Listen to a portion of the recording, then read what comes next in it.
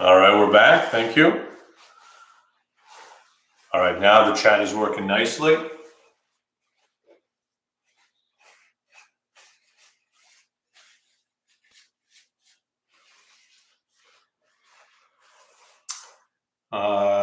So Grisha is getting the sum of two geometric series. Very nice. Very nice. And then wasn't sure where to go from there. So you're on the right track. Let's do it together.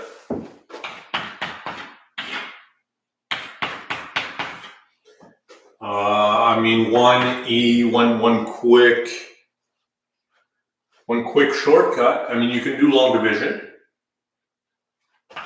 which is equivalent to adding and subtracting 2.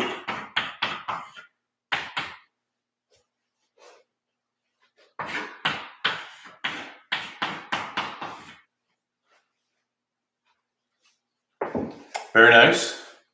Very nice. Yeah, that's exactly what I have here, using long division. And then the 3 over x plus 2, we can factor out a 2 from the denominator.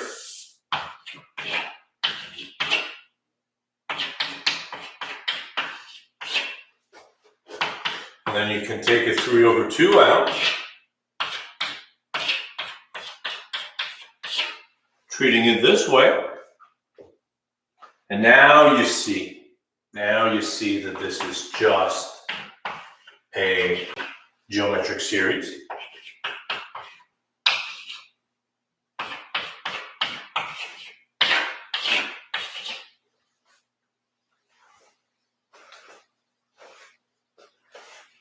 Absolutely. Xian is asking if we can take the x minus 1 out and use the formula and use this trick on just the 1 over x plus 2. Absolutely. And then multiply back the x minus 1. No, it works. It works. Everything works. These are all allowable operations.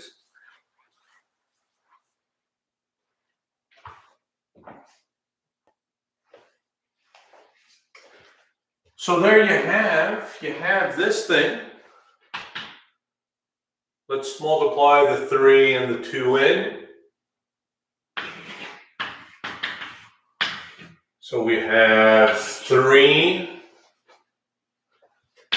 negative 1 to the n, x to the n over 2 to the n plus 1. Right, for that business.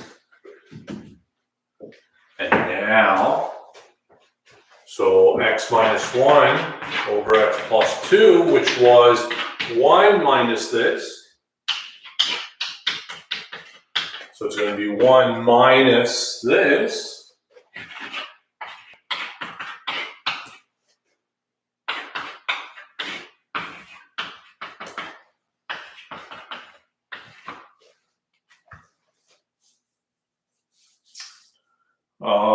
It might be a good idea to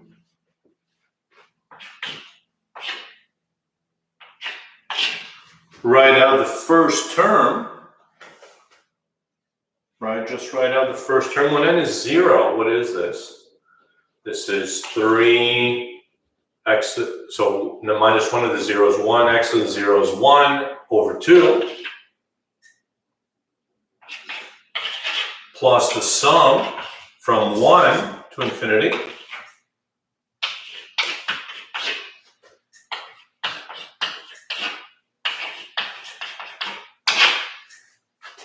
And 1 minus 3 over 2 is just negative 1 half, which we'll conveniently place outside.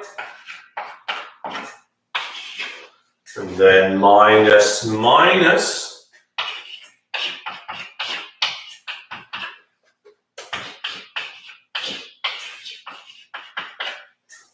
There you have it. Right, writing one term outside is not a big deal. If the first few terms don't follow the rule, it's all good. You just write them out.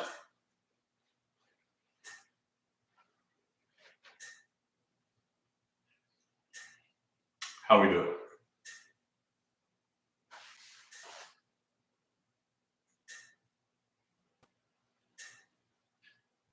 Everybody with us?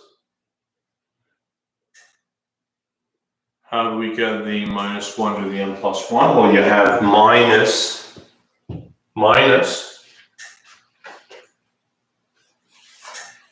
Why didn't we stop at just keeping 1 outside? Well, because the first term is going to be a constant as well. So might as well.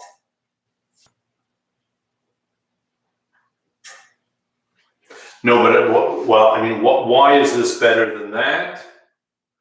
Because the first term is also constant. So you would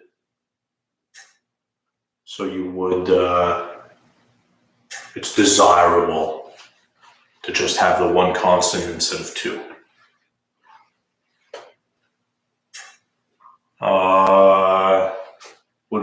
Would it be incorrect to answer with the 1 minus sign? It wouldn't be incorrect.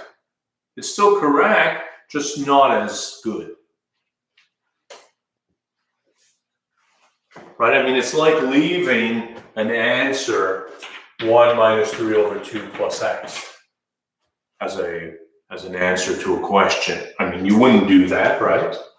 You would say it's minus 1/2 plus x. And that's exactly the same thing here.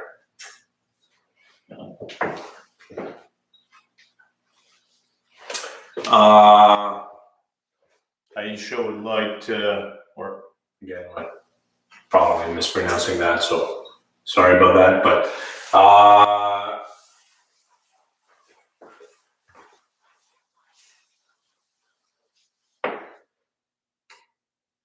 there's another approach suggested by Cheyenne.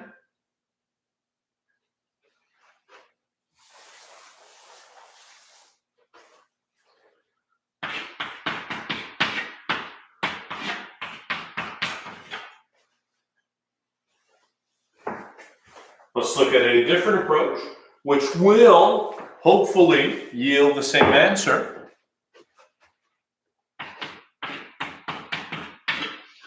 Here, if you factor out a 2 from the denominator, you get 1 plus x over 2.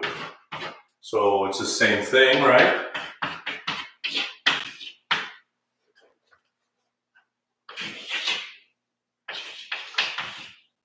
This is negative x over 2 to the n. So this is x minus 1 times negative 1 to the n, x to the n over 2 to the n plus 1. And now multiply it in. Geometric series, correct? And now multiply it in. I'll leave the answer we had so that hopefully we get the same thing.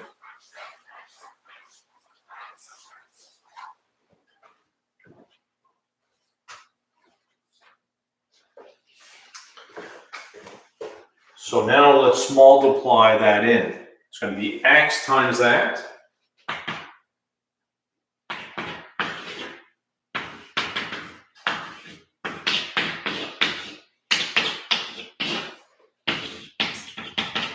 Minus 1 times that.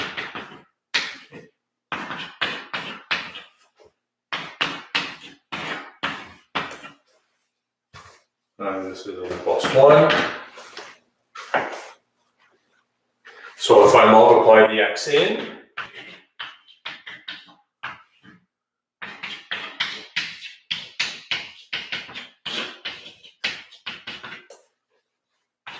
and let me multiply the minus 1 in,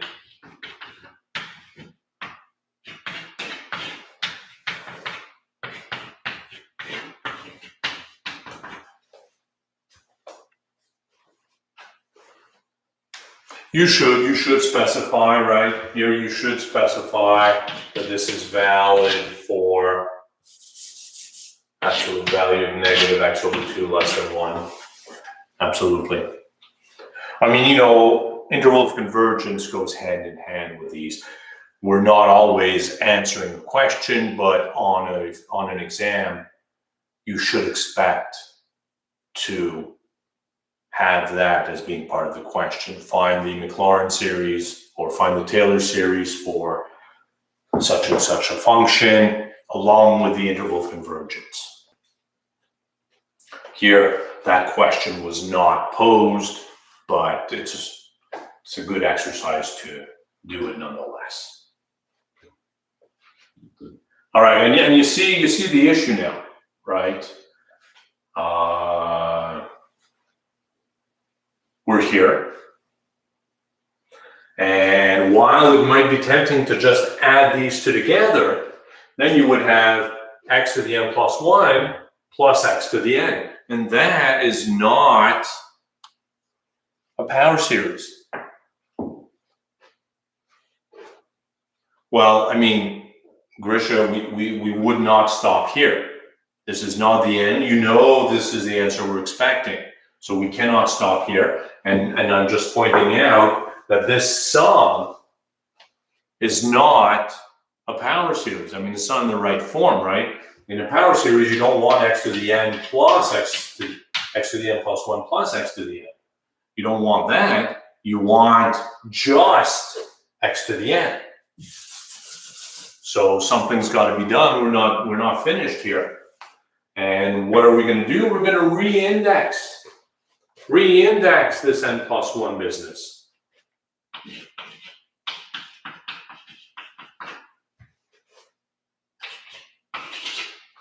So that this becomes the sum from 1 to infinity, negative 1 to the n minus 1,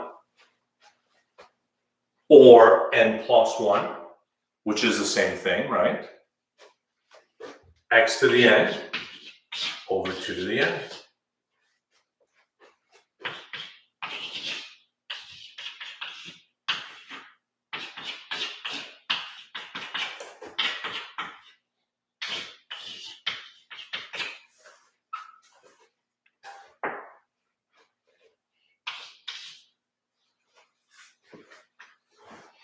Now we're looking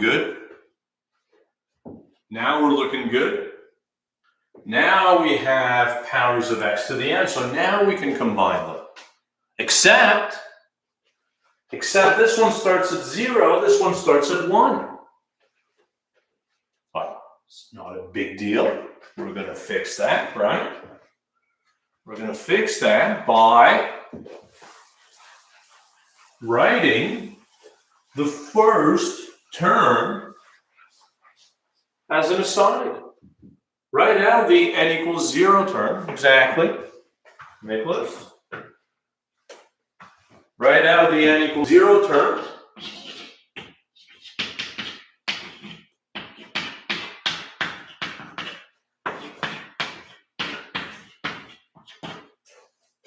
So when n is 0, this is minus 1.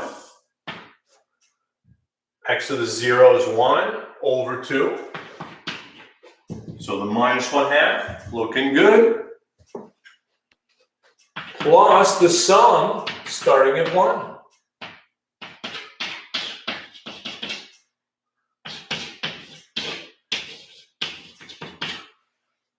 So now if we set that aside, now we can combine these two things. And since it's x to the n, we can factor it out. And we can factor out this negative 1 to the n plus 1 business, leaving us with 1 over 2 to the n plus 1 over 2 to the n plus 1.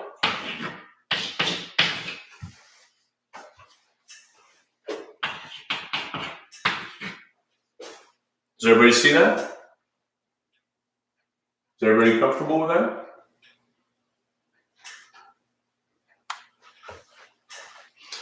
And now let's put everything over common denominator by multiplying by 1, namely 2 over 2. And this is going to be 2 plus 1 is 3.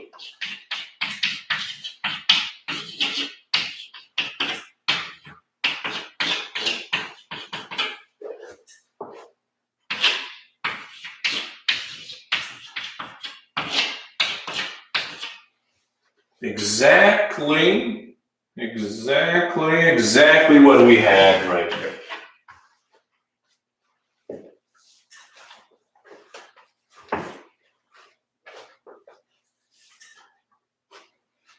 Two approaches giving us exactly the same answer as you would expect.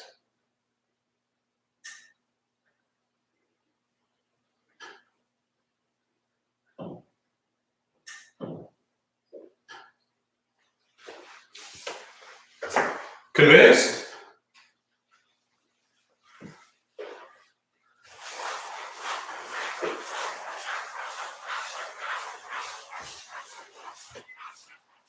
I have forgotten your second question, but I strongly suspect either approach would work.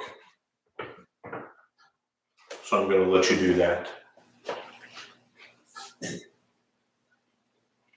Questions?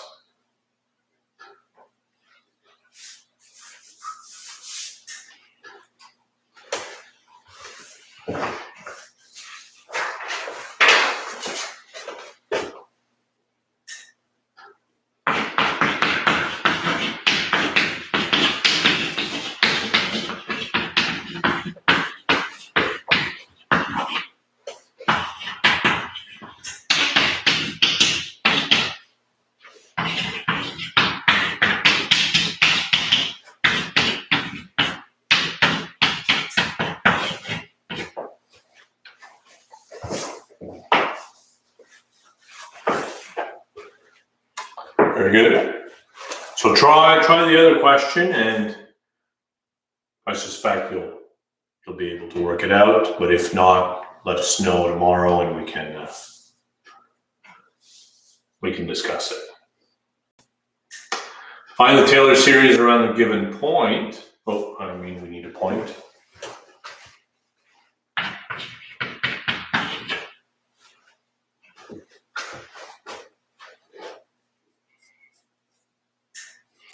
Well, I mean,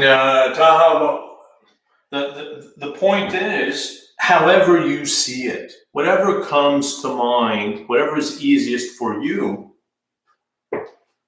is the way to go, right? I mean, if you had done long division first, I mean, that was faster, I think. Long division was faster, but if you're seeing it as a product of two things, it works. It works nonetheless. Yeah, right. Absolutely. You can differentiate, and you're essentially good to go. That's not quite the derivative, but I mean, you can fix that.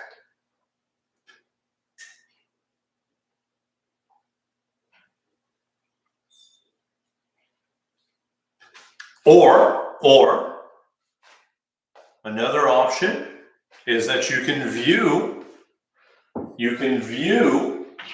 1 over x minus 1 squared as 1 over x minus 1 times 1 over x minus 1. Exactly, right here. So the book uses A as the center. I was going to do that, but I didn't want people to get confused with A0, A1, A2. So I used C. C is more appropriate, I find, because it is the center of the integral. Right, so back to Grisha's original question. I mean, you have many ways to view it. Viewing it as the derivative of this, essentially, right, is the good way. But you can also view it as a product This is a lot more work, but it yields the same answer.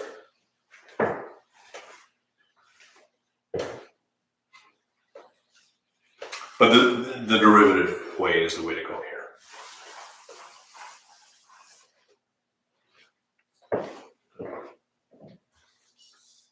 All right, but let's find the Taylor series with center -2.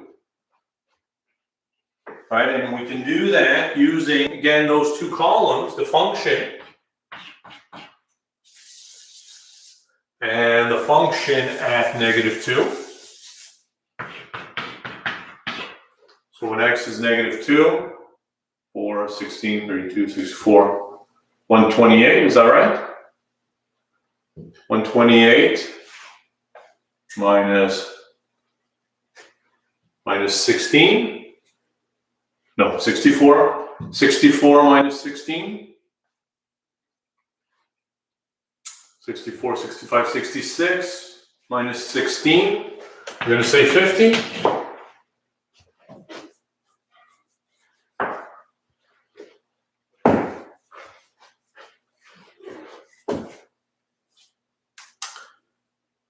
Cheyenne is asking, doesn't a function have to be infinitely differentiable for the Taylor series to exist? The answer is yes. But now you're looking at this and you're thinking to yourself, when I differentiate 7 times, you're going to get 0. Indeed. But 0 is still differentiable. You know what the derivative of 0 is, so you can go on forever. What does that mean?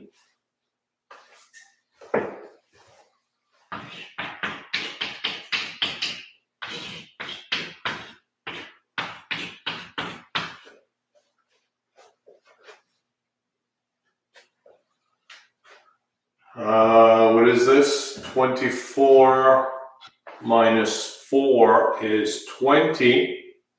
20 times minus 8.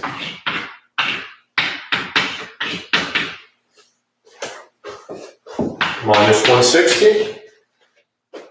Somebody check these. They may very well be wrong.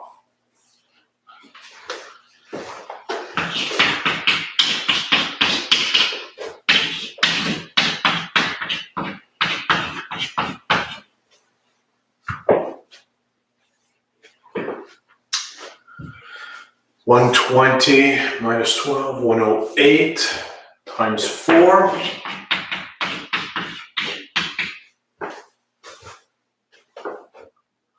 $432.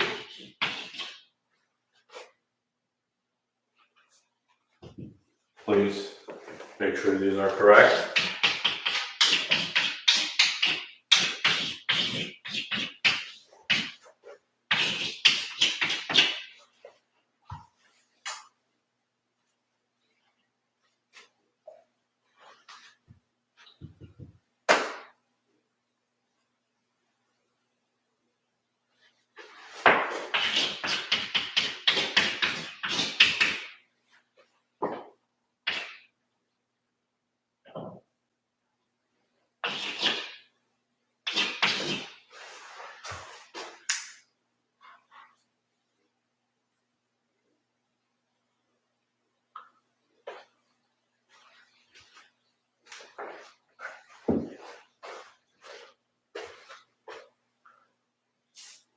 Yes, essentially. Well,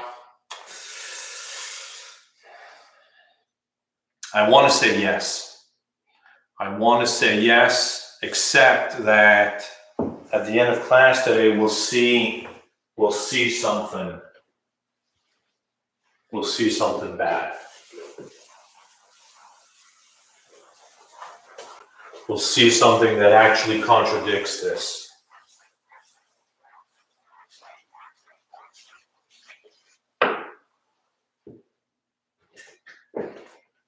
Yeah, something like that.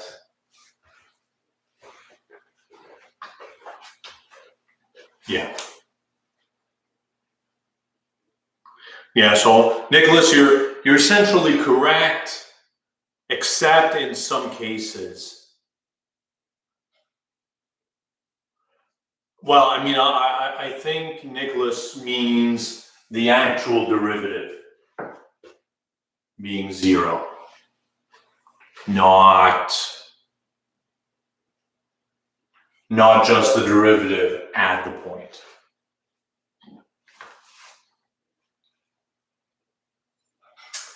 Are these two correct?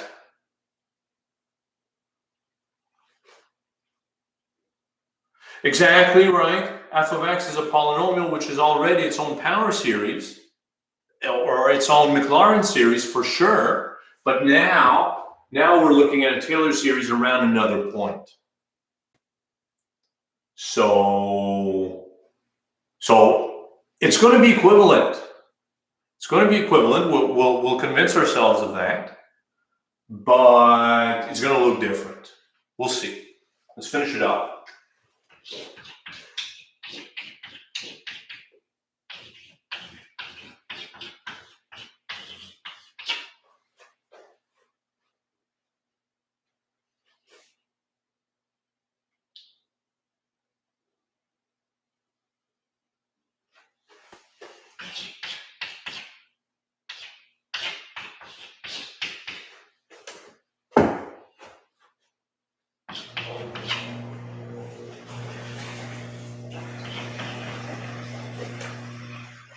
Please make sure these are correct.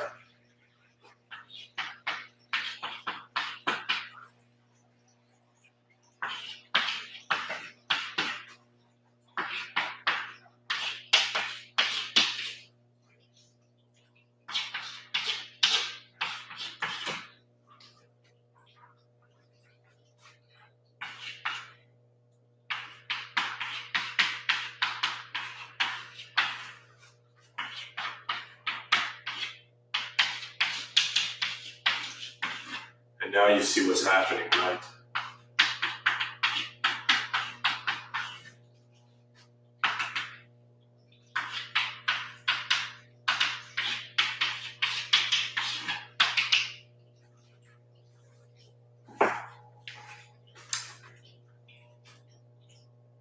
Now, the seventh derivative is 0, and all the other derivatives are 0 as well. So the Taylor series is going to be a finite sum. Thank you, Charles.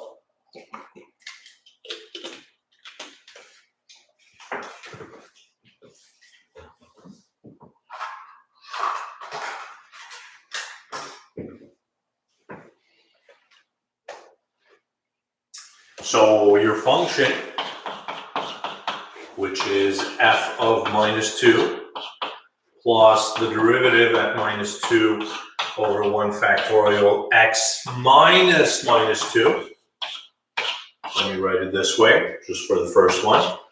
Plus second derivative at minus 2 over 2 factorial x plus 2 squared.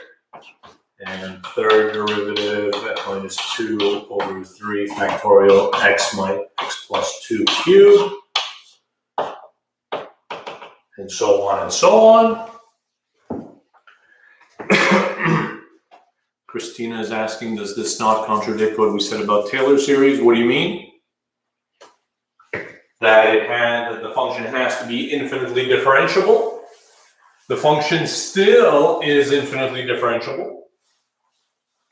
Oh, no. What have I done? F of minus 2, what was that, 50? And f prime of minus 2. What did we say that was? 20 times 8.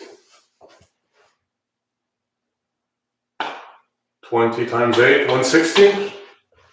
Is that right? Thank you. Thank you, Zoe. It does not, right here. Thank you, everyone. Your function, this function, still is infinitely differentiable.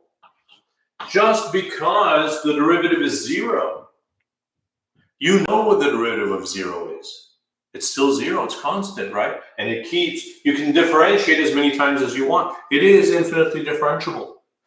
You get 0 all the time, but that's still valid. So what does that mean? that means that your function,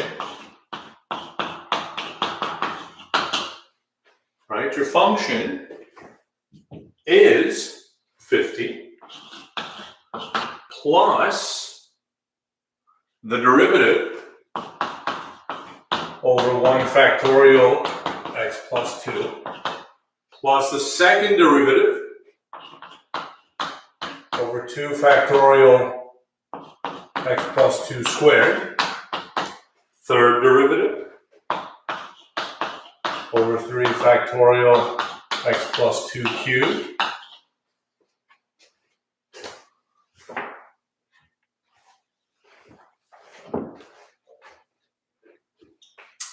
indeed. Well, the first one is kind of prime, so not really a 1, but slanted 1 and 2 and 3.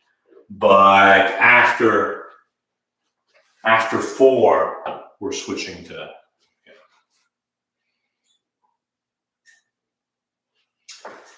plus the fourth derivative, 1416 over 4 factorial x plus 2 to the 4. Fifth derivative over 5 factorial x plus 2 to the 5. And finally,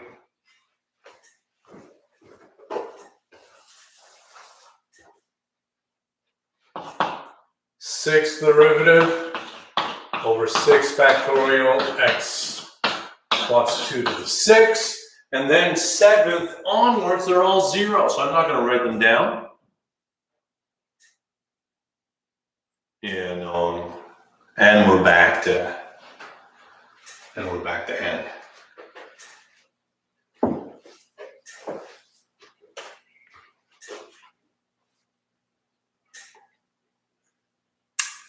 Well, no, but I mean they are for the first 3. They are. All right, anyways. So there it is. There it is. And if you wanted to, not that we do, but if you were to expand all of these things and then group, well, exactly, right? I mean, it is a binomial expansion. It's exactly right. And if you were to expand everything and group and simplify, you would get back to this.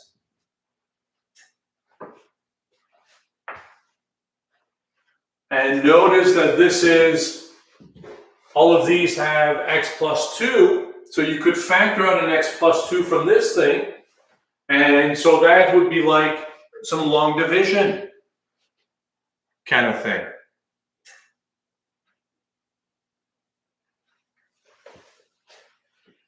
Right, and if you did long division, if you did this divided by x plus 2, you would see a remainder of 50.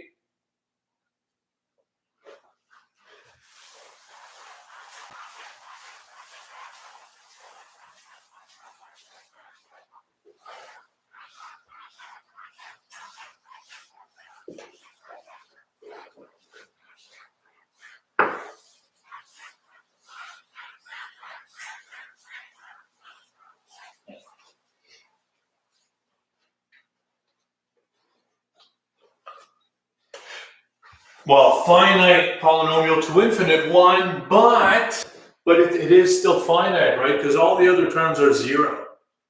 So it's not an infinite 1 per se, right? Because all the other terms are 0, so they're not there.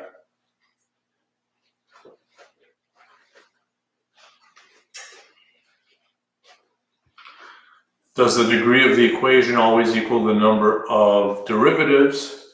Well, if you're talking about a polynomial, yes. Absolutely. Of course, if it's a different function, then you can theoretically differentiate infinitely many times. So you have a an infinite polynomial, if you will. Let's try another. Same question. Different center.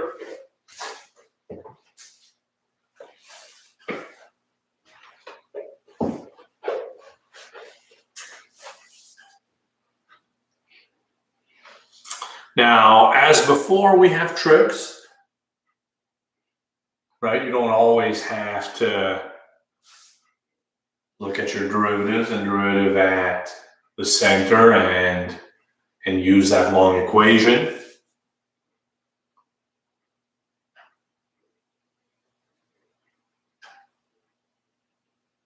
What do we want to do here? If the center is -3,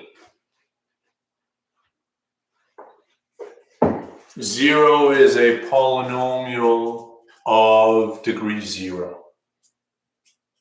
In the same way that any constant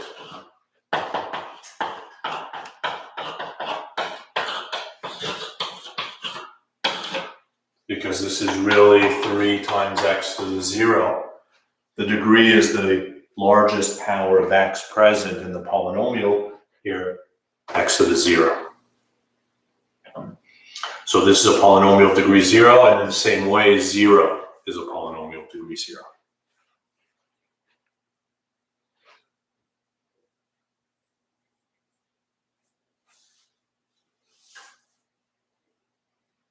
Well, I mean, look, first of all, it might be just convention, and it doesn't matter. It doesn't matter. It doesn't matter because nobody's going to ask you what the degree of the polynomial 0 is.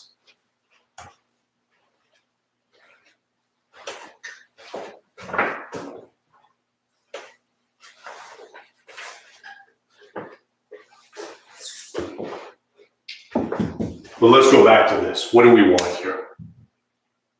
We want an expression in powers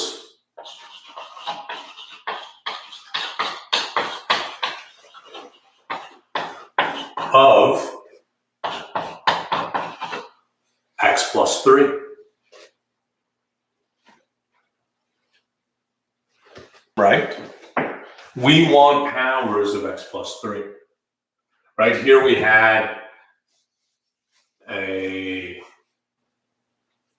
Taylor series around -2. So we had powers of x plus 2, x minus -3, or x plus 3. We want powers of x plus 3.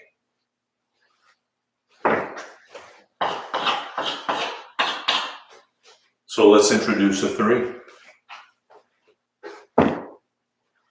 I'm going to add a 0. I'm adding 0. We're not doing anything. Typical trick we've seen, we've used over and over again. And now let me factor out the -3 from the denominator.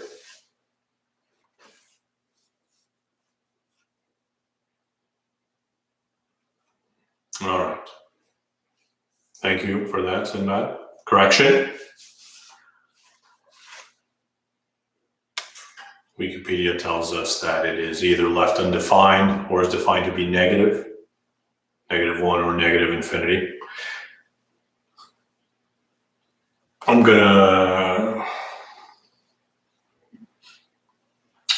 I want to disagree with that, but it's fine.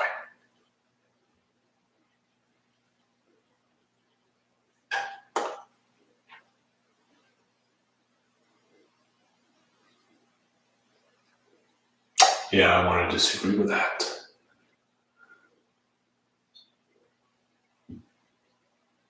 I want to disagree with that. I'll tell you why.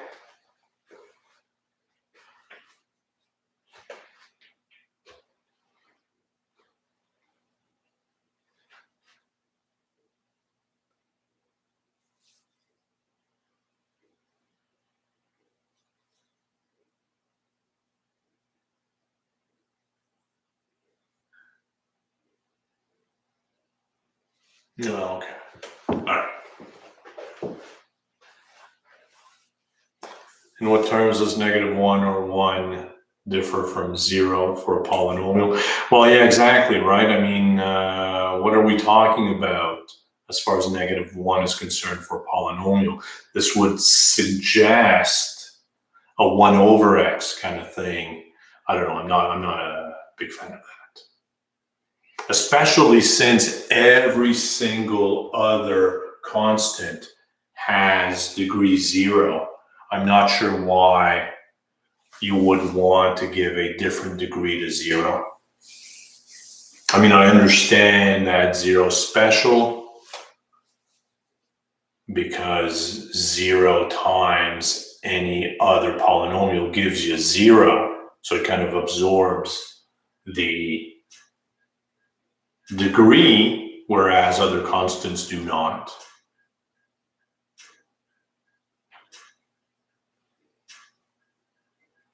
So that maybe that's why -infinity would make sense then.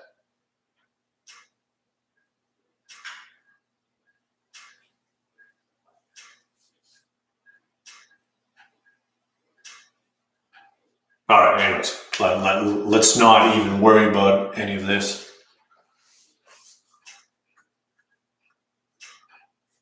Yeah, right, anyways.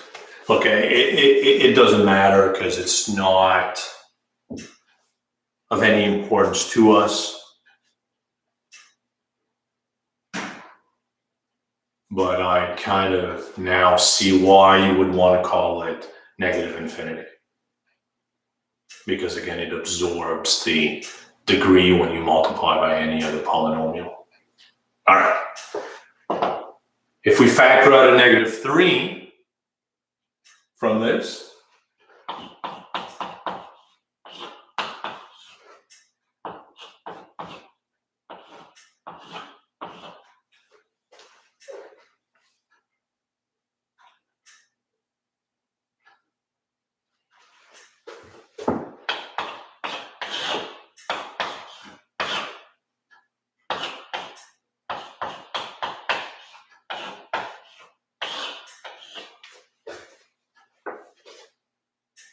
and there you have it.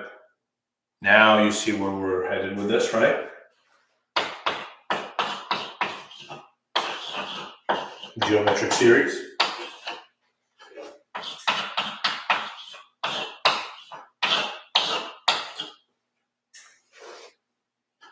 This is as long as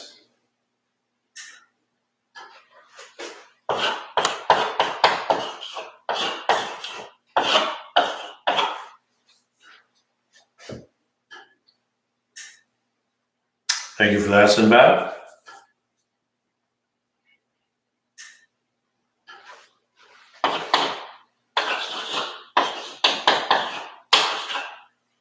So this is what? Negative.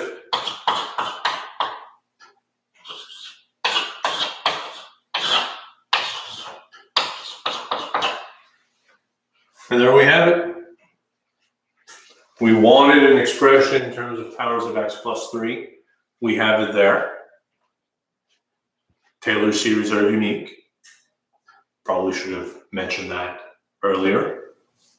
Right, so if you get a power series representation, then you have the Taylor series. What would we have gotten if we did it the way we did the last question? Exactly the same answer. And I will invite you to do that. Try it, the other approach, derivatives at -3. You'll see a pattern arising. And why didn't we write the previous example as a sum? Because it was finite. It was finite. So we did write it as a sum. There was no need to find a big expression, a big, using the sigma notation because it didn't go to infinity. It only had 7 terms. We wrote them down and we're done. When do you have to look for a geometric series sum? Well, you never do, but it's a nice shortcut, right? I'll invite you to redo this question in the way we did the previous one and convince yourselves that you don't want to do that.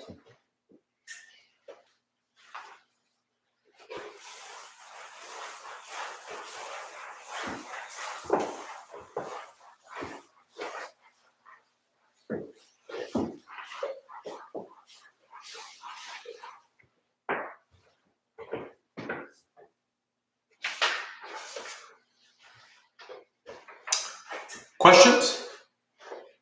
Why don't we consider a nice application?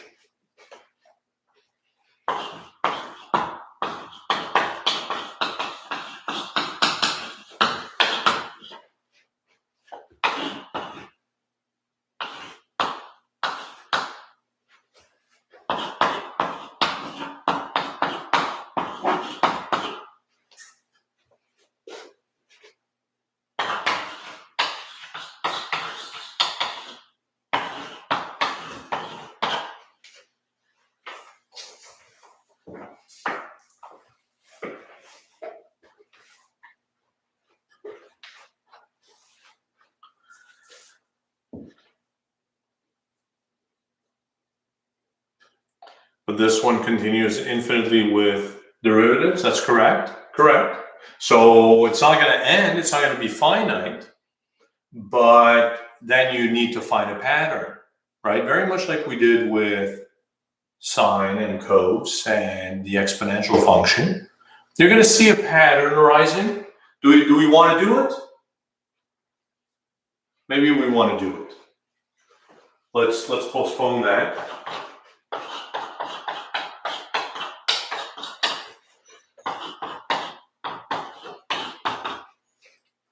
Let's postpone it and do it the other way. See what happens.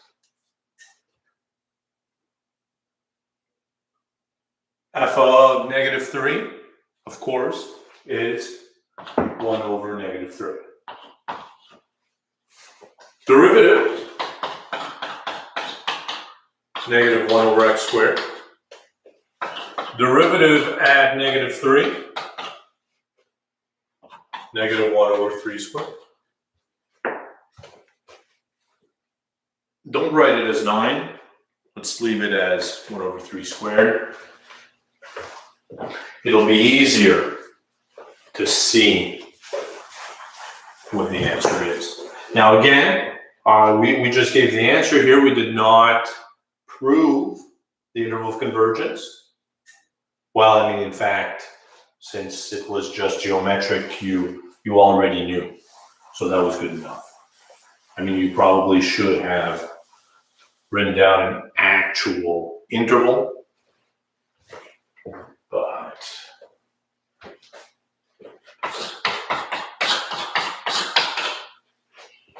derivative here, 2 over x cubed. Second derivative at -3. This is going to be -2 over 3 cubed. Third derivative, -2 times 3 over x to the 4.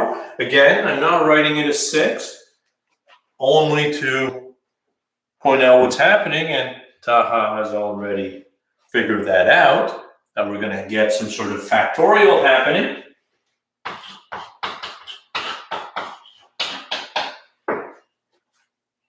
-2 times 3 over 3 to the 4. Let's do a few more. It's not immediately obvious what's happening, but I mean, I think we kind of know, right?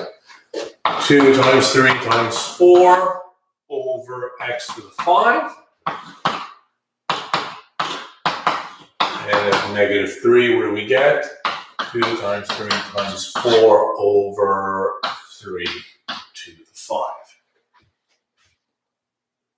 right? I mean, and then I think you see what's going to happen when you take another derivative. You'll have a 5 coming up. So I think we see a pattern. Can we say what the nth derivative is going to be?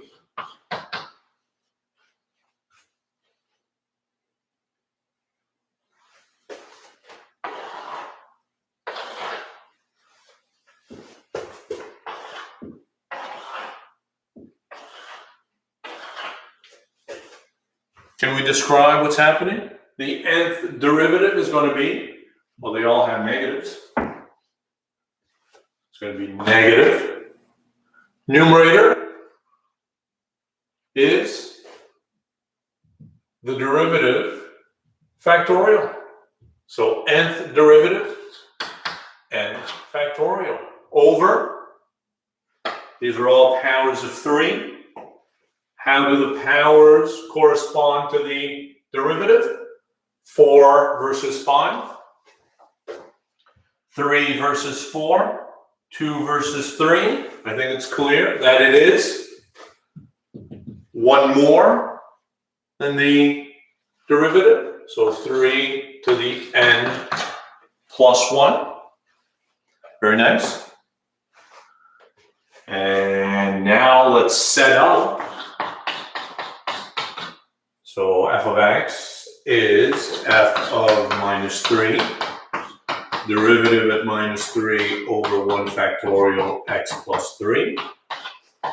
Second derivative at minus 3 over 2 factorial x plus 3 squared, and so on and so on. Our function was 1 over x. This is minus 1 over 3. Minus 1 over 3 squared over 1 factorial x minus 3. Second derivative, minus 2 over 3 squared, 1 over 2 factorial x plus 3 squared. Next one, minus 3 factorial over 3 to the 4 times 1 over 3 factorial x plus 3 cubed, and so on and so on. And you know, the numerator and the denominator are both n factorial. So everything cancels. Sorry. This is 2 over 3 cubed.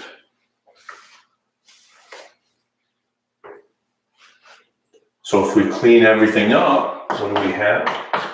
Minus 1 over 3, minus 1 over 3 squared, x minus 3, 1 over 3 cubed, x plus 3, this is a plus, 1 over 3 to the 4, x plus 3 cubed, and so on and so on.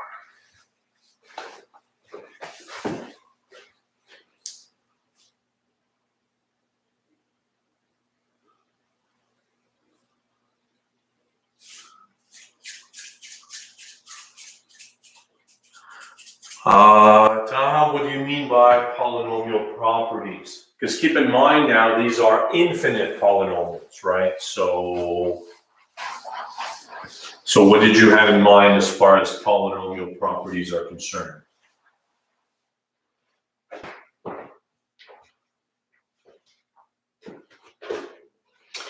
So can we write this in a nice closed form? Everything is negative. We have powers of 3, 1 over 3. I mean, if this is x plus 3 to the n,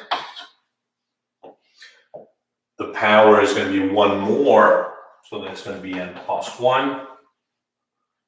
And I think that's it, where n starts at 0.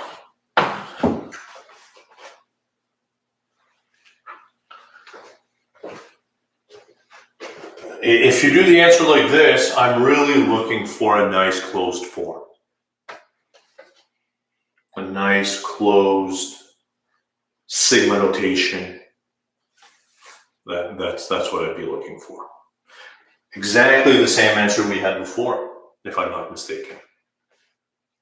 Should the x plus 3, should it be x plus 3, not x minus 3 on the fourth line? Thank you. Indeed.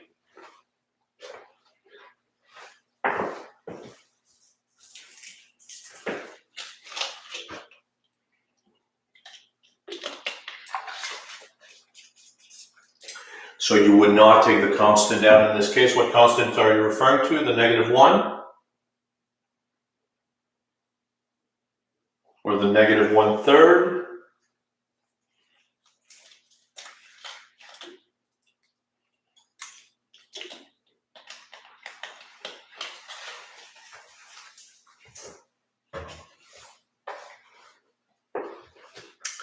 The -1/3. I mean, I would accept it if it was a -1/3 outside. Then that would not be much of an issue.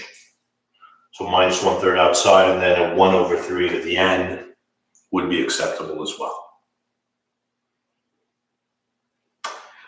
In some of the examples we did, we had written out the first term, right? The -1/3 is not the first term here. Well, I mean, it is, but it isn't. What I thought you were suggesting was to factor out a -1/3, which would be fine. But this is probably a bit better.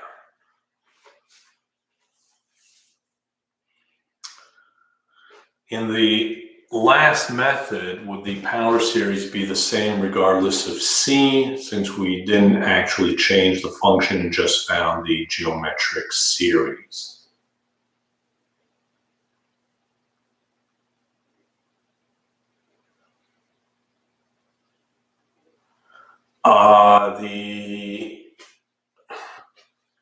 I mean, it changes. It changes, right? Because look at this. You're plugging in -3. You're plugging in -3 into your derivatives. So if you plug in any other value, say -2, the derivative changes. The derivative changes, right? Yeah, so instead of doing -3 plus 3, we do -4 plus 4, then things change. Exactly. Or if you do it this way, you're plugging in -4. So you're going to get a different derivative, a different denominator, everything changes.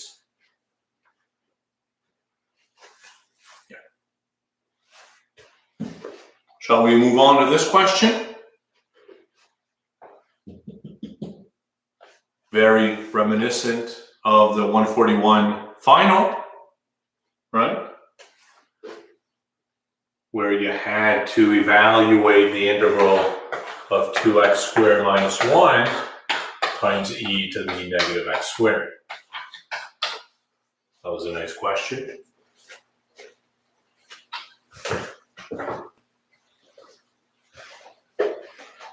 Right, the point being, of course, as some people suggested, there is no simple closed form antiderivative for this.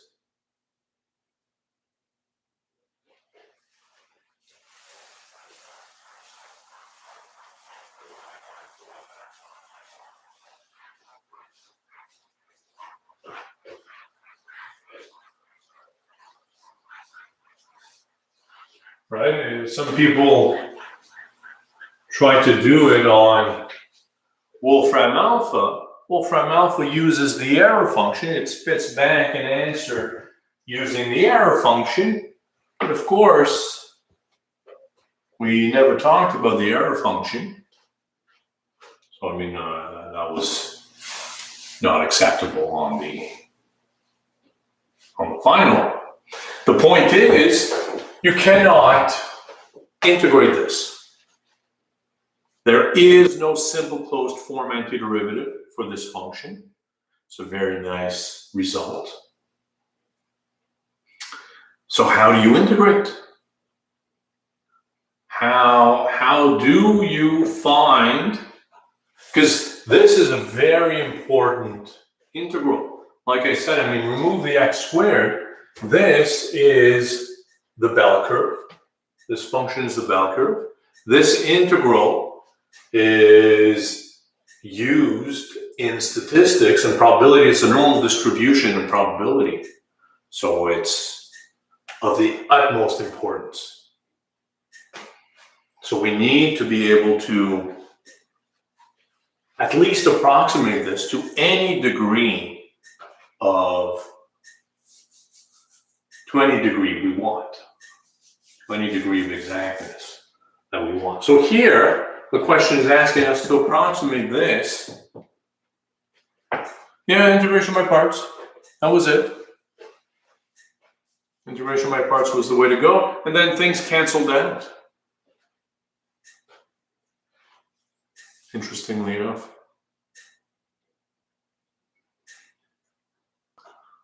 It was really just a one-line question. Integration by parts, you're done. Almost done. Exactly. Benjamin suggests we could transform this into a Maclaurin series, right? We're looking at the integral from 0 to 1/2, so very close to 0. So a Maclaurin series makes a lot of sense. What do we know? We saw the Maclaurin series for e to the x last time. So, we're not going to go over it again. I mean, are we? Maybe we should. It only takes a minute. And, the question has come up on an exam. Are you allowed to refer to Maclaurin series for well-known functions? On an exam, you should not. On an exam, you should show all the work. So let's do so as if we were on an exam. Right? Because, it only takes a minute. I mean, you're right. You know that the derivative is always e to the x. So the derivative at 0 is always going to be 1. And so your function, Maclaurin series, right? Or Taylor series around 0. This is 1 over 1 factorial x, 1 over 2 factorial x squared, and so on. And you see what it is. It's just the sum from n equals 0 to infinity of x to the n over n factorial. Now, you know very well that the integral of convergence is all real numbers, but again, take a minute to prove it.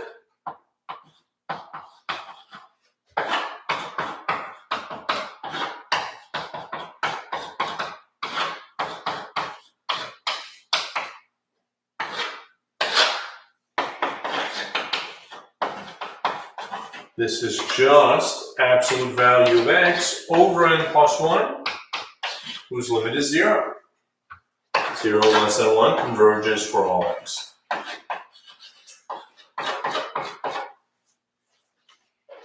So we are allowed to use it in this interval.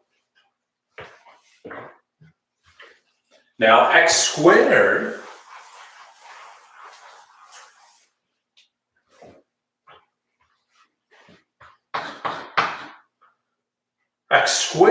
is its own Maclaurin series.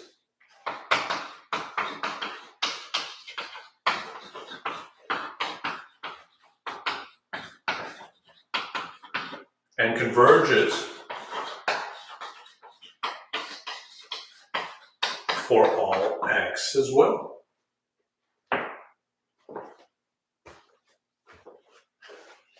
So, well, So e to the x is this. So e to the negative x squared, right? It's just a composition.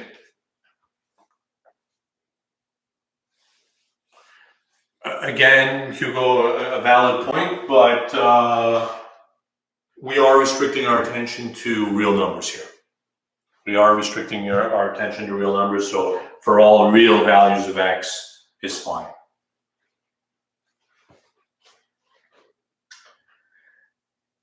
E to the negative x squared is the composition of e to the x with negative x squared. So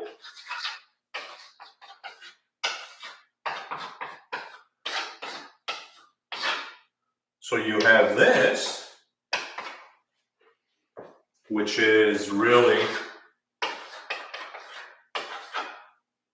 negative 1 to the n, x to the 2n over n factorial.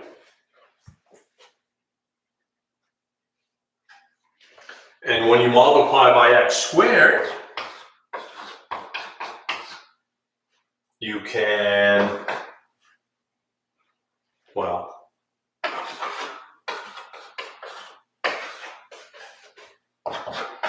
you can just multiply in.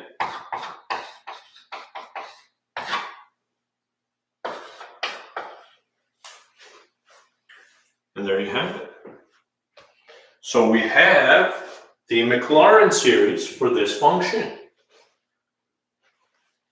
This converges for all x. X squared converges for all x. So the composition is going to converge for all x. And so is the product. You could reindex, absolutely. You could reindex. I'm not going to do that, and I'll tell you why.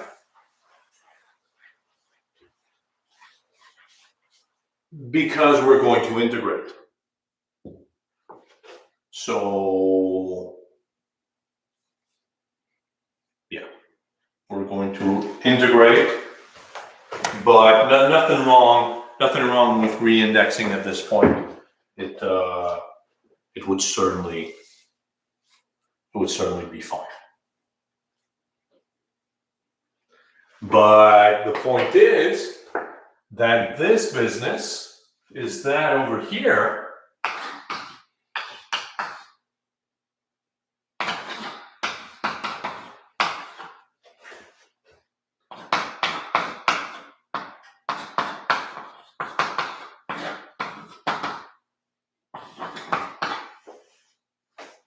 And you know that you can integrate term by term in the interval of convergence. So that's exactly what we're going to do. We're going to integrate term by term.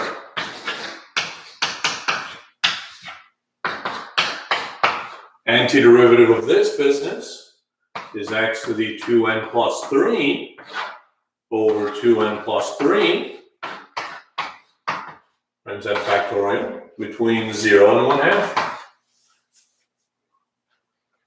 And when x is 0, right, this really starts at x cubed. So these are all powers of x larger than x cubed. So everything is 0. And we get this nice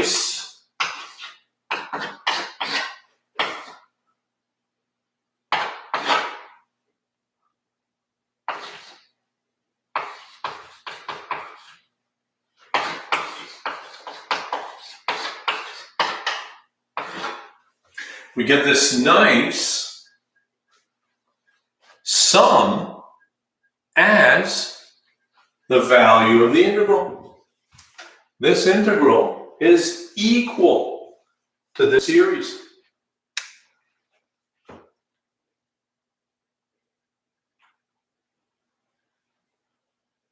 So now, instead of approximating the integral, all we have to do is approximate the series.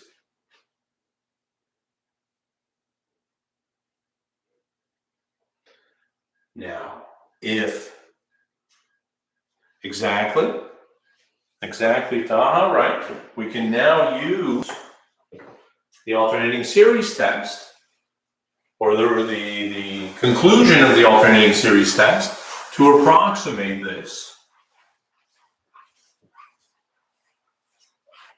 if it satisfies the hypotheses of the alternating series test. I mean, I think it's very clear that the limit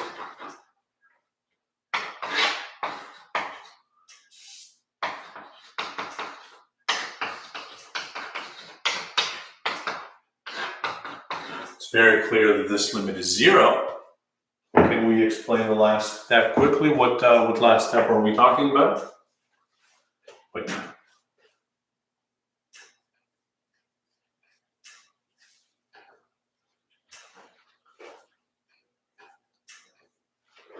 I mean, here, all I did was integrate, and then I plugged in the limits. So 1/2 to the 2n plus 3 minus 0 to the 2n plus 3, but the 0 part gives you 0. Yeah, I mean, you're just plugging in the limits. So you get 1/2 to the 2n plus 3 minus 0 to the 2n plus 3.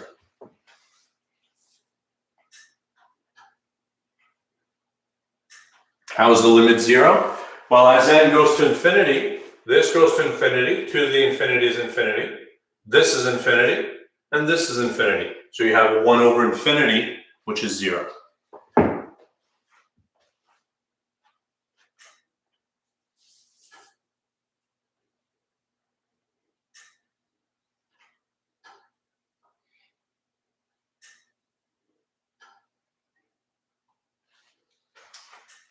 Right? Everybody with us?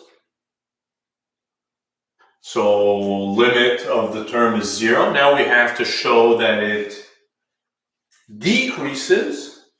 And because of the factorial, we don't have the option of differentiating. Aisha, we're hoping to use the alternating series test result to approximate. So you know that if a series satisfies the hypotheses of the alternating series test, the difference between what the series converges to and an approximation by adding the first 10 terms is going to be less than the next term in line.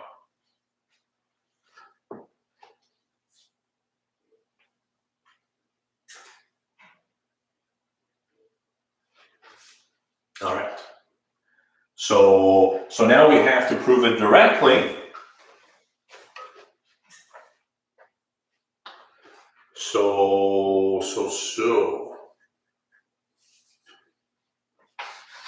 as you know,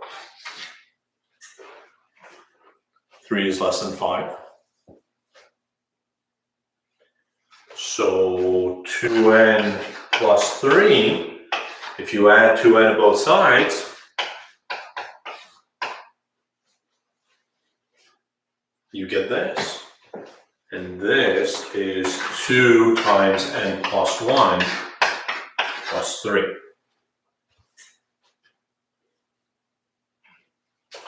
So 2 to the 2n plus 3 is going to be less than 2 to the 2n plus 1 plus 3.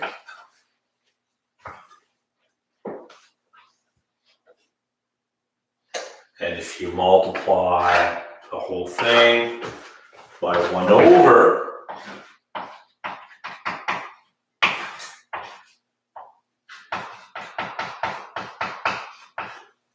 you get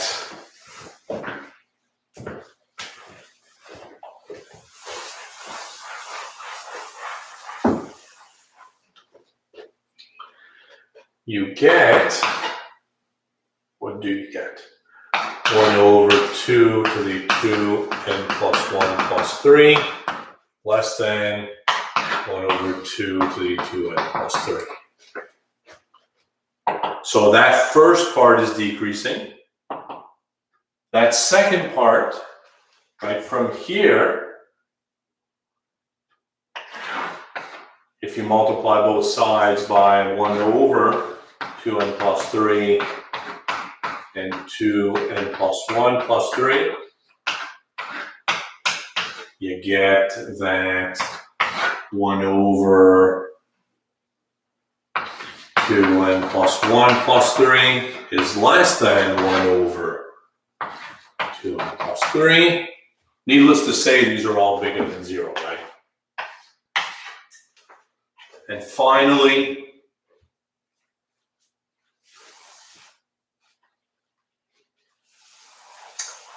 I'm going to regret having rubbed this off, but n factorial, which is 1 times 2 times 3 all the way to n,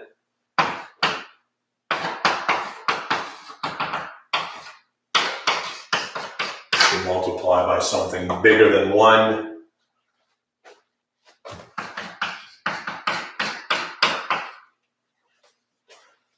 So once again, 1 over n plus 1 factorial by the same trick, and this is bigger than 0. So now if you multiply all these three things together,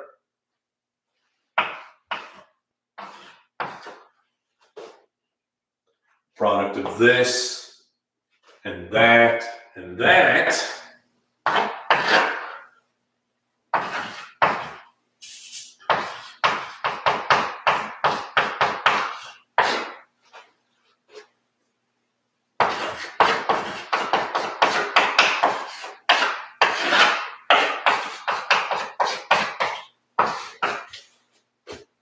is going to be less than its counterpart, in fact, strictly less.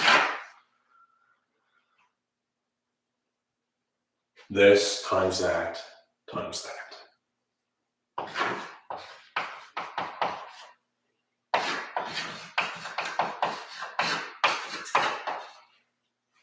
Painful, but absolutely necessary. Because otherwise, we're not allowed to use that result from the alternating series test.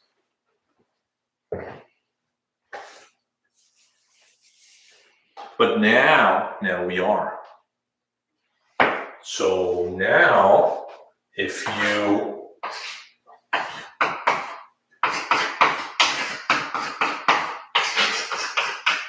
the difference in absolute value between this and the sum from 0 to n, what was our thing? Was it -1 to the n? I think it had to be -1 to the n, x to the 2n plus 3 over, well, this was 1/2.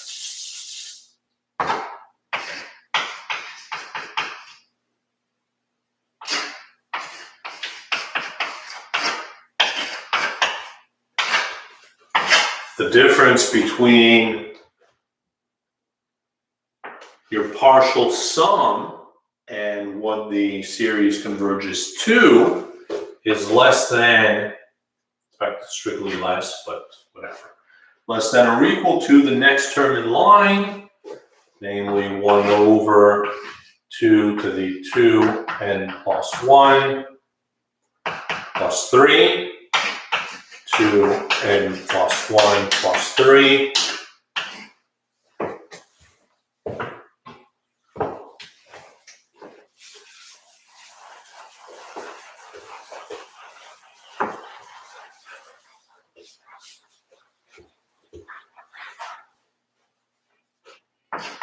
N plus 1 factorial. And we need this to be less than 10, 100,000, 1 over 1,000.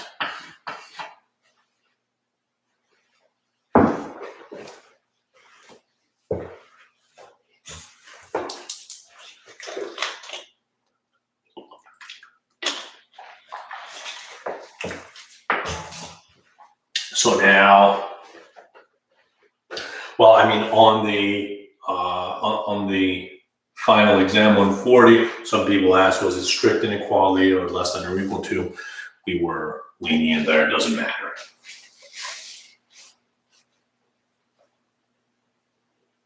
So now trial and error. Whatever value works. I suspect something very small is going to work. If we try n equals 2, that's 3, 6, 7, 8, 9. It's 1 over 2 to the 9 times 9 times 3 factorial. What is that? 6 times 9 is 54.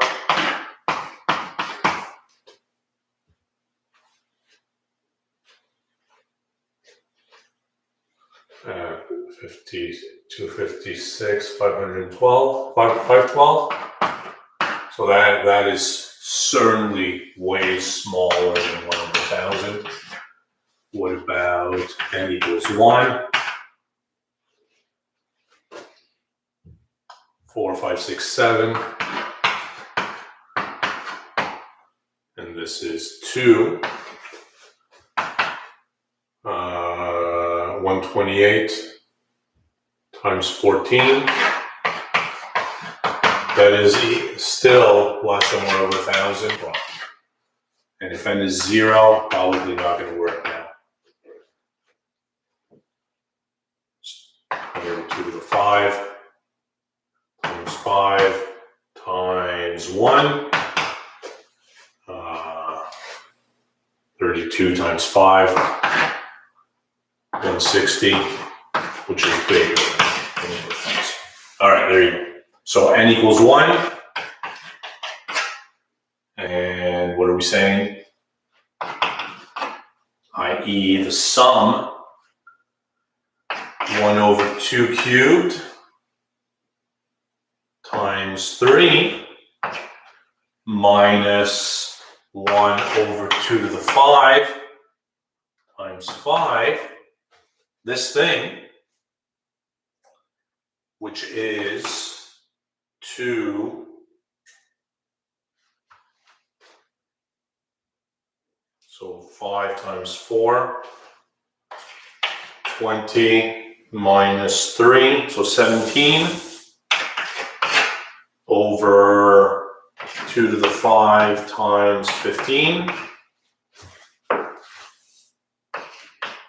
So this number approximates this integral to within 1 over 1,000.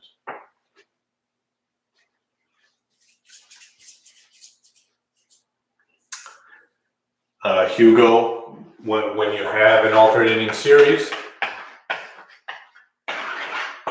it's the AN that has to be decreasing. Can you please explain the last step? Well, we have concluded big N is equal to 1. So the question was to approximate this thing. So I'm looking for a numerical answer. I'm looking for a number which is to within 1 over 1,000 of this answer. So the work we did here showed that big N is equal to 1. So this, when big N is equal to 1, this sum will approximate the integral to within 1 over 1,000. And that sum is this thing right here, 17 over 32 times 15. That's the answer.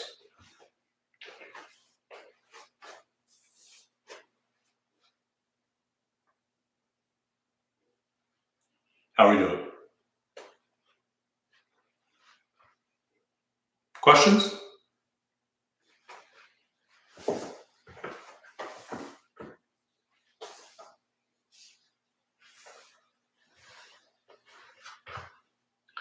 Where did we get the term just before the 1 over 1,000? Well, there are many terms. Because 1 over 1,000 we have 3 times here. Are you talking about this term right here?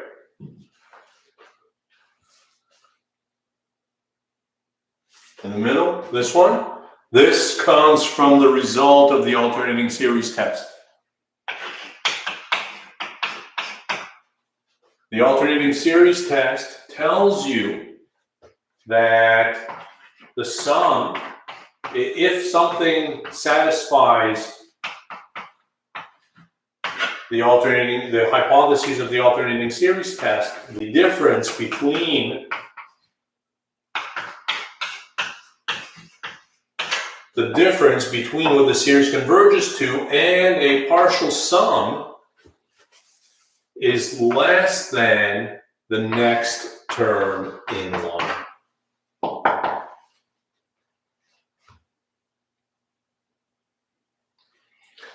So that's the result of the alternating series test. That's what we've been using.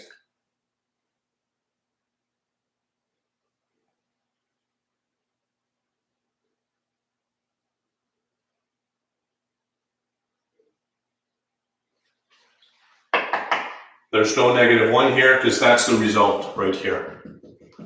It follows from the proof of the alternating series test that we did in 141.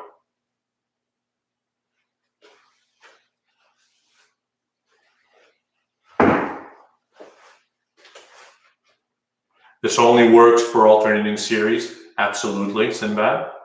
And that's not only does it only work for alternating series, but it only works for alternating series that satisfy the hypotheses of the alternating series test. So that's why we had to show that the limit was 0 and that the terms were decreasing. This is only valid if the limit is 0 and the terms are decreasing. That's why we had to do all that work in the beginning.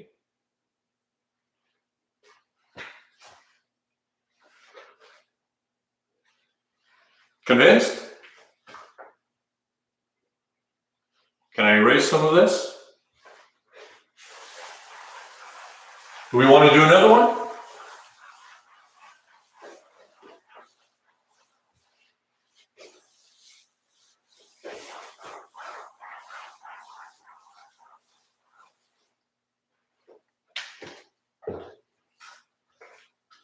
Can we approximate a non-alternating series? An excellent question, Taha. Time permitting, we'll discuss that today, if not tomorrow for sure.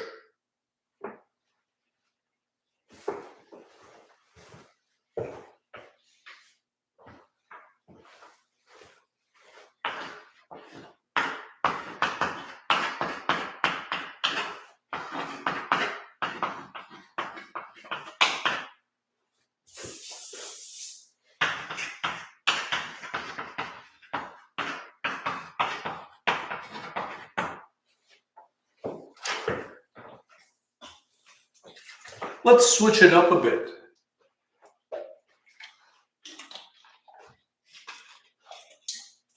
Is this still question 66? It is not. 64.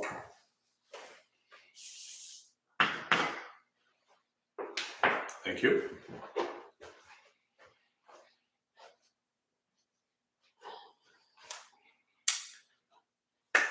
Well, take a moment to relax because this is trickier than you might think.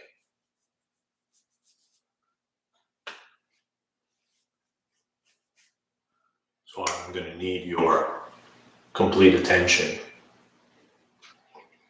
What's different here? We want to approximate to 4 correct decimal places.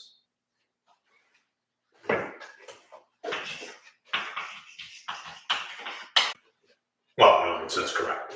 I don't need that.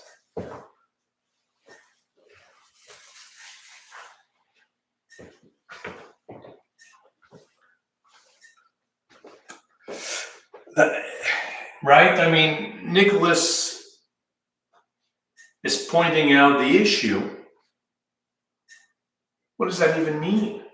Well, I mean, you know what it means, right? You understand what it means.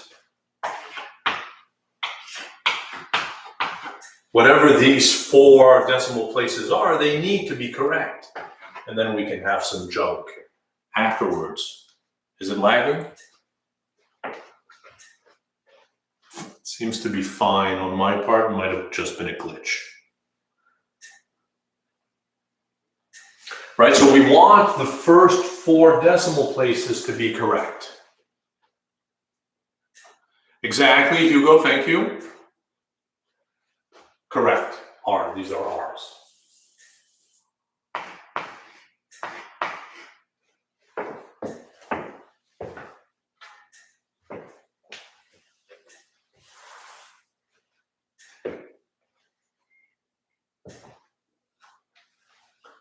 All right, so as Hugo suggests, first of all,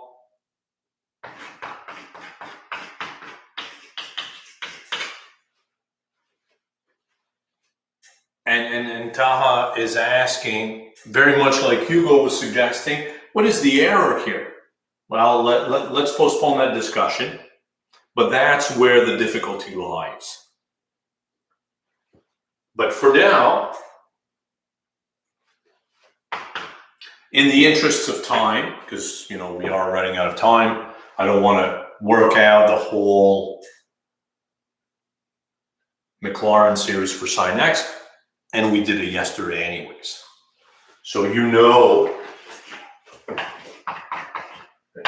any case, I'll invite you to work it out, but we did it yesterday, so I'll just state the result.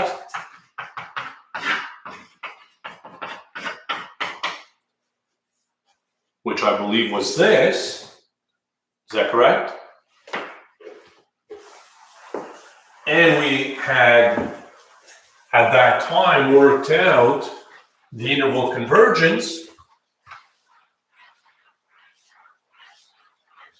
to be all real numbers.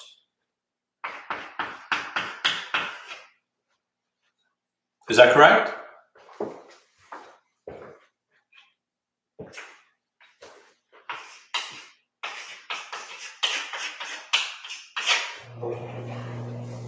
So sine of x to the 4, which is the composition of sine x, thank you, which is the composition of sine x and x to the 4. X to the 4 is its own Maclaurin series, which converges for all x.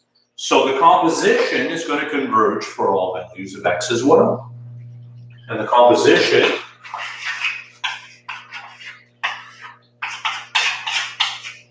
is x to the 4, the 2i plus 1 over 2i plus 1.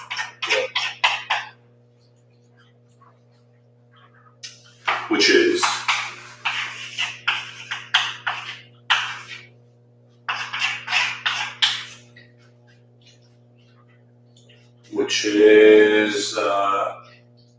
x to the 8n plus 4 over 2n plus 1.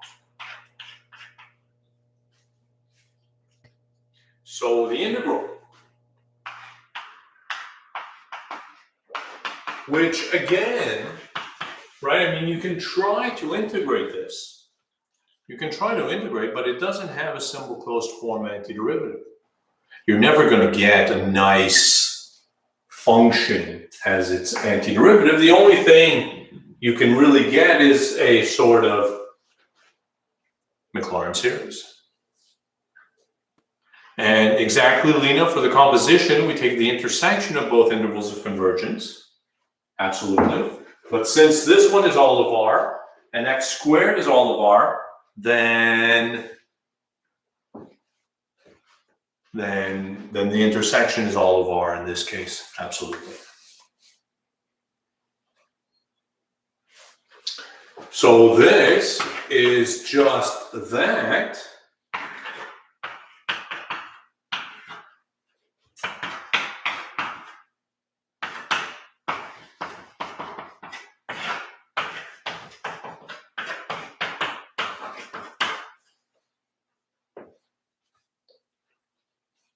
Right, I mean, our interval convergence was all of R, so here 0 to 1, we're good to go.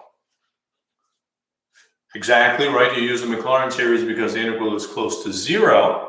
But also, since the integral converges for all values of r, it makes a lot of sense, right, to keep it simple.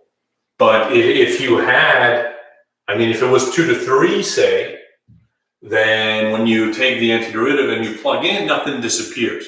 So it might be perhaps beneficial to take around a different center. Perhaps. It's a very big perhaps there. Because, I mean, Maclaurin series are nice because it's just powers of x. So easy to work with and so on. A different center might yield something else. Exactly. So you might want to do a Taylor series around another center. But I don't know that you would want to do that with sine. Who knows? But here, close to 0, really suggests Maclaurin. Integrate.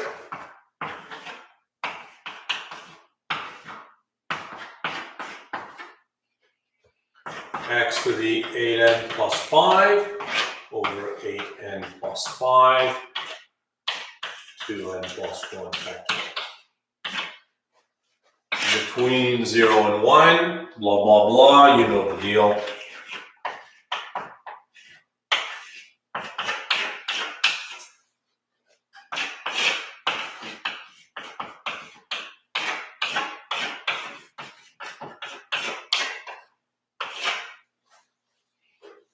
There you go.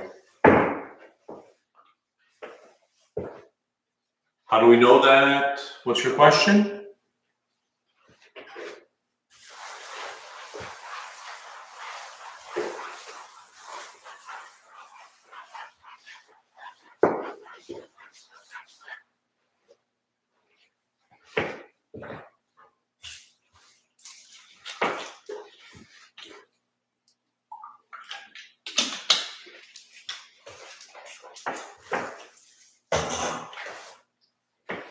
All right, so we have realized this integral as this nice sum.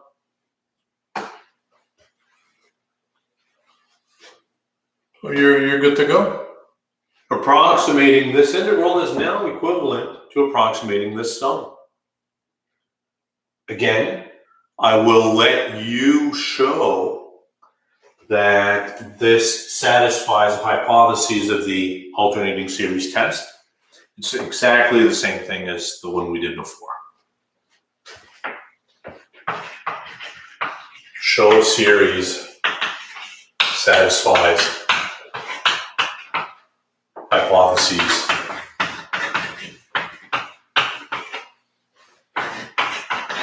of the alternating series test so that we can use a conclusion, right? Otherwise, we're not allowed to. But it's clear that this one does because it's exactly the same thing as before. What happened to the x to the 8n plus 5? I mean, it is a definite integral, right?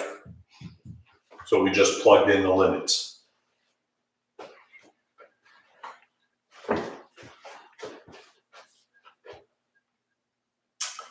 All right.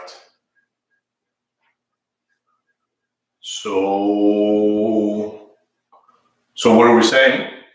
We, again, assuming that it satisfies the hypotheses of the alternating series test, and I think you are comfortable with that because it's the same kind of thing we had before. The sum, the difference between what the series converges to and a partial sum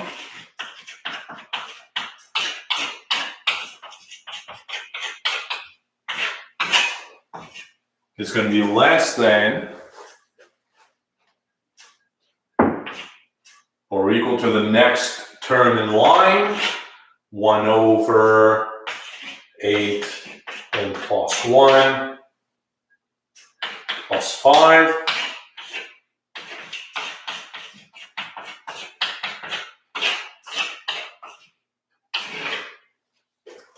less than that. And now here's the issue.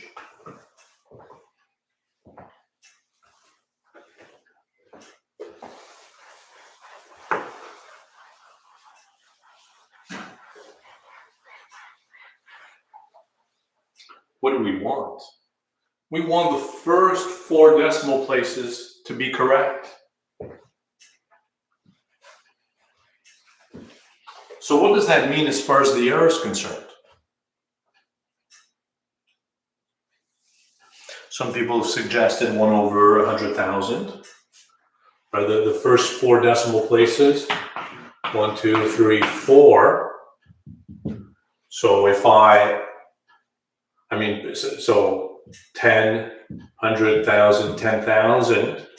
Some people have said 1 over 100,000. Let's give us a starting point of halfway to the next. So 5 over 100,000 or 1 over 20,000.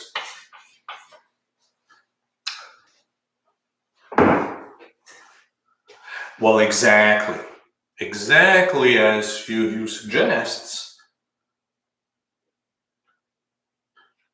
It depends very much. It depends very much on the question. You might round up or down, we might be in trouble. So there's no answer before you begin. There's no error good enough before you do the work. You have to adapt as you're answering the question. What do I mean by that? Suppose as somebody had suggested, 1, 2, 3, 4, and a 1 here. So 10, 100,000, 10,000, 1 over 100,000. If you make the error less than 1 over 100,000, Nicholas, let me reassure you, this is exactly what the midterm question is going to be.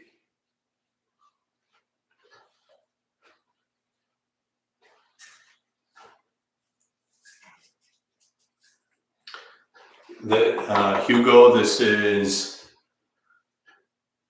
the alternating series test.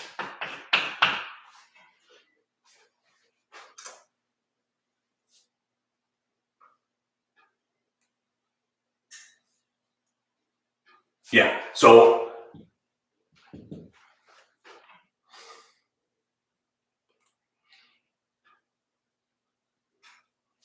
well, I mean, for sure, everything we've done so far. Oh, by the way, I didn't even look at the results for the midterm, but I'm pretty sure that it was Friday. Right. So I mean, let me show you why you cannot assume any real. Well, I mean,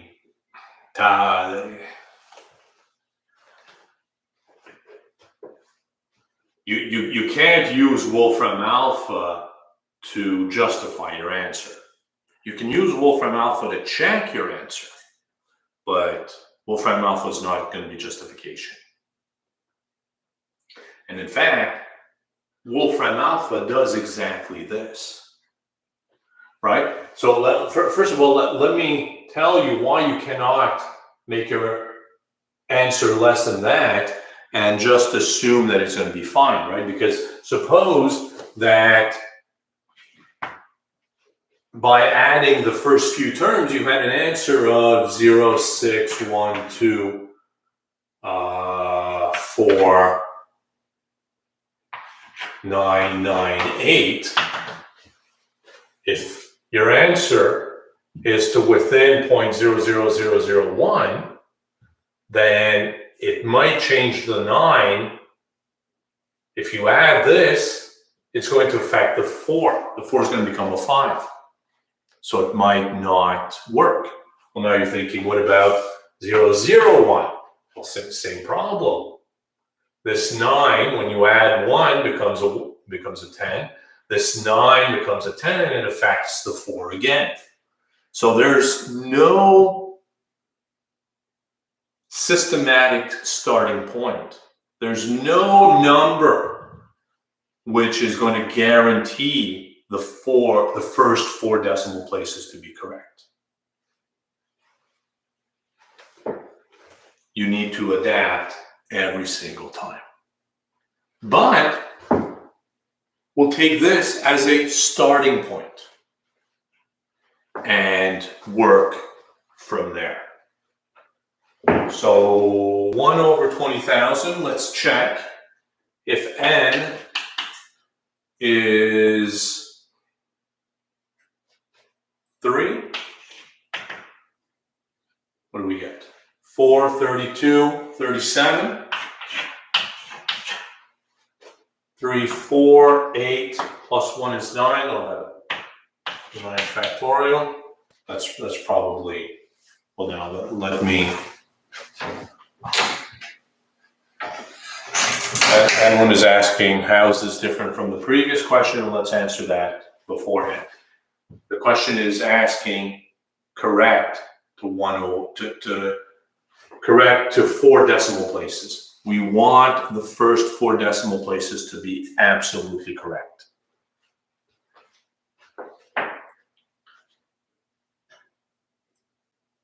An error of 1 over 1,000 does not guarantee the first 4 decimal places are correct. Right? 1 over 1,000, 10, 100,000. 1 over 1,000 is just 001. So if you had, this doesn't even guarantee the first 3. And in fact, this doesn't guarantee anything. You might think that it guarantees the first 2 decimal places are correct, but it does not. Right? Because if you had an answer that was 3.69987 and so on, if you added 0.001, it would change the 9 to a 10, it would change this 9 to a 10, and it would change that 6 to a 7.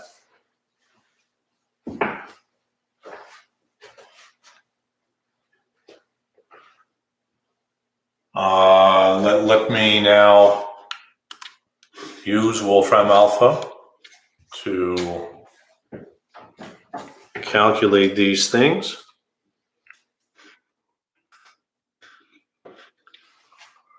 Nine factorial times 37, which is probably very big.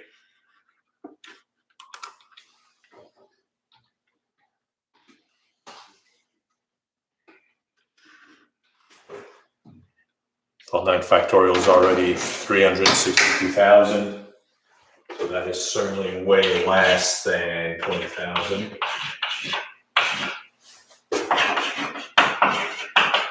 If n is 2, 3, 24, 29, 6, 7. Probably does it as well.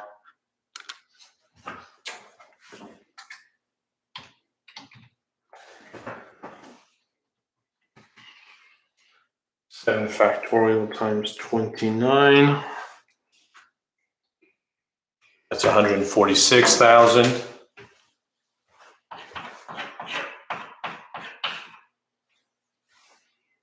$160. And let's just check.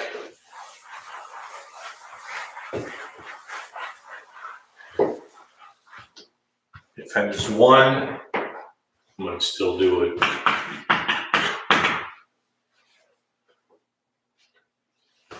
$16.21.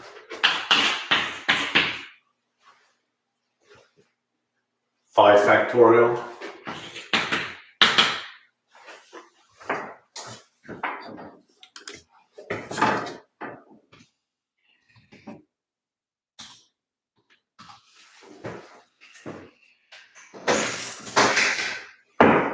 $25.20. So let's take n equals 2.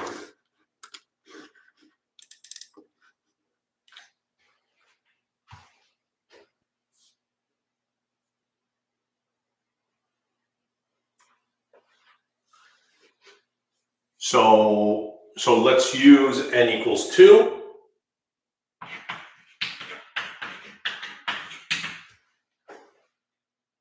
So we're looking at this. And now we have to calculate that.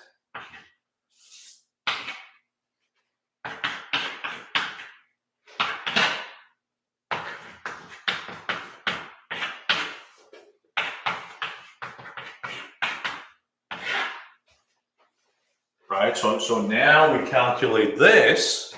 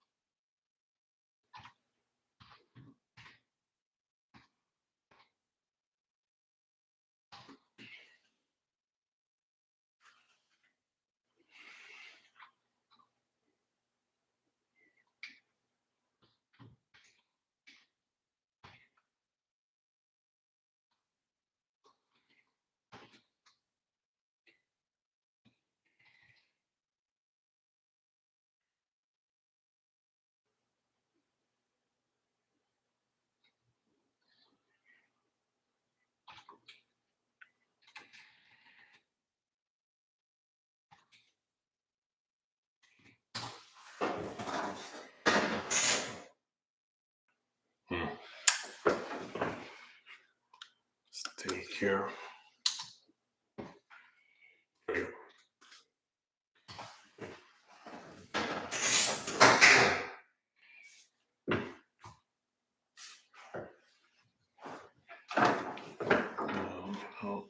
Something.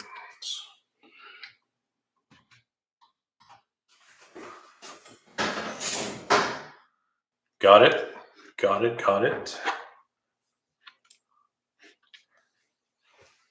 So Wolfram Alpha tells us 0.18, 75, 76.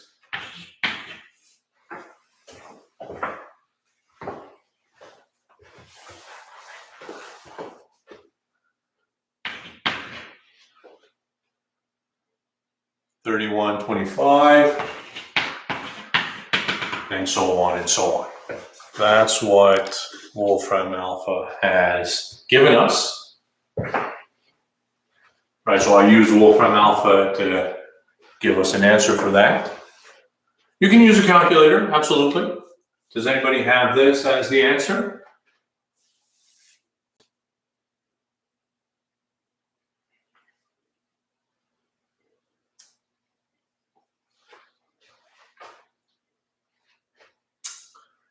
So here's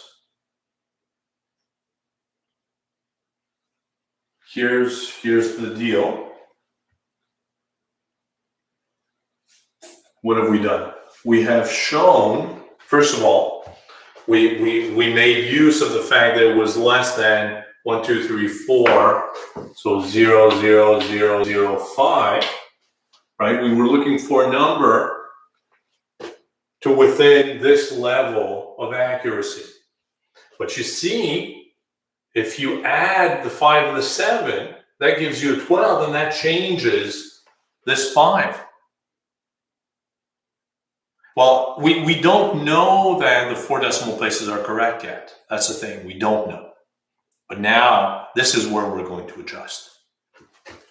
Right, we had used a 1 over 20,000, a 0.00005, but you see that's not good enough, because that might affect the 5. The 5 could become a 6 if you add this error. So that's not good enough. Luckily for us, though, when n is 2, we actually have a 1 over 146,160. So the error is actually less than that, but what is it really? Let me calculate.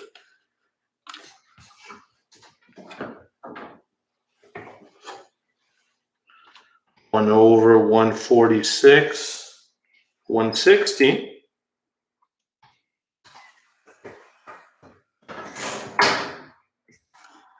is actually very small.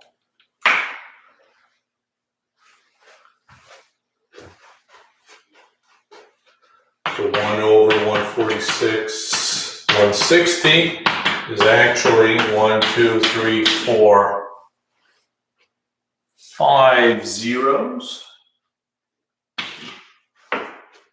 684,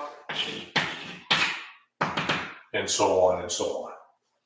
So 5 zeros.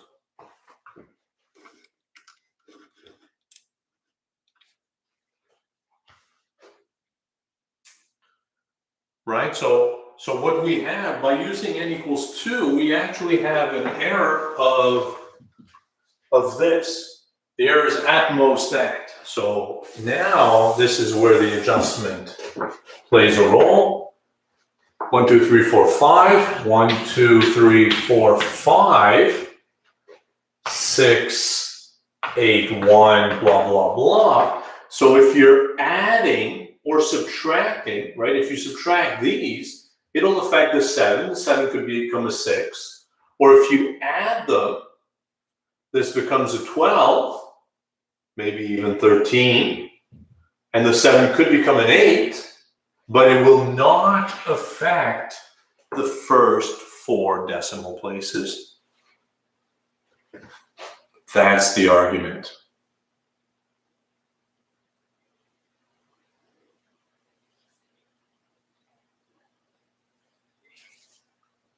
How are we doing?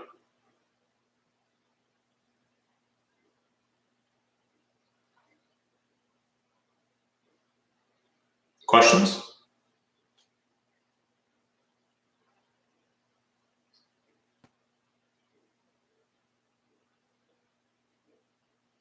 Exactly. We have to plus or minus the error, and the first 4 decimal places remain untouched. Very nice.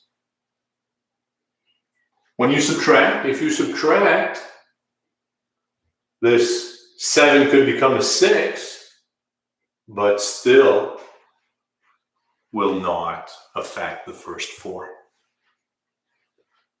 So you see, that's why there's no systematic error to start with, and you have to adapt. So you start with something, because you have to start with something, but then you have to check. But we used 1 over 146, 160, correct, because even though we started out with this, the error, the real error, was at most 1 over 146, 160.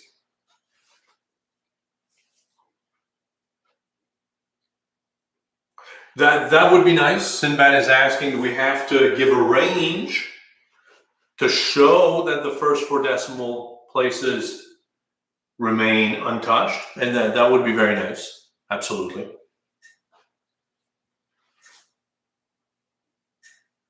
I mean, the question was asking to give an approximation where the first 4 decimal places are correct. So giving this as an approximation would be sufficient. And using 0.00005 was only a starting point. It was never used because it wasn't good enough. In fact, it's never good enough. Right? Because think about it. The 0.0005 here, whatever that number is, regardless of what it is, if you add or subtract, it's going to change one of them.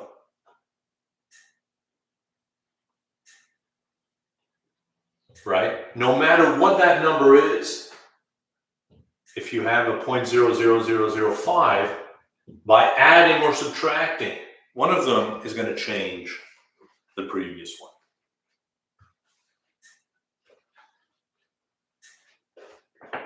Questions? How are we doing here? Maybe a good place to end. I'm sure you've had enough. But this is, well, like I said, this is going to be on the midterm. For sure. Because this is really the goal of Taylor series, right? Because again, calculators will give you significant digits.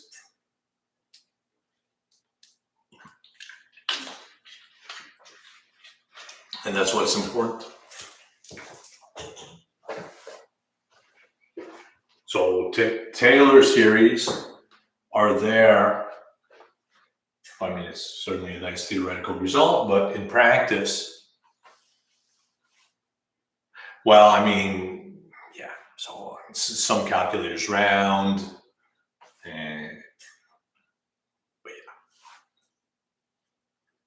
Right. But if you subtracted 0.666, then it would give you other correct decimal places and so on. And as suggested, if the integral wasn't around 0, we might use Taylor series. Yeah. All right. So practice this Taylor and Maclaurin series business, paying close attention to approximations. And we'll pick this up again.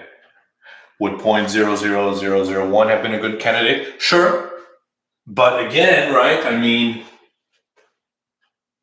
just because this 5 was a 1, if this had been a 9, and you don't know before you work it out, right? If this had been a 9, then this would not have been sufficient. This would have affected, when you add a +1 here, this would have affected the 5 to a 6. So that's why you never know. You never know before you do the work.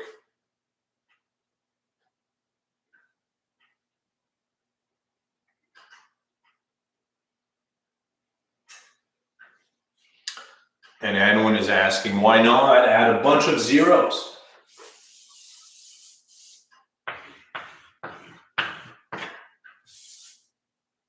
Surely that will do the trick.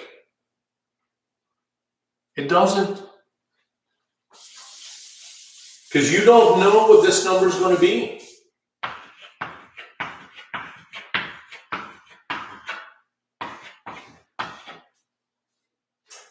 Boom. When you add this, it changes that to a 0, changes that to a 0, 0, 0, 0, 0, 6. You never know.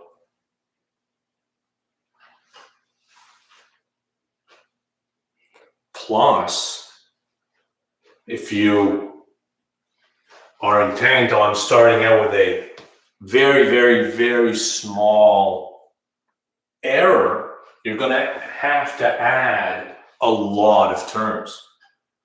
And we're very lazy. We don't want to add too many terms. Plus, so everything's online now. You have Wolfram Alpha to help you out.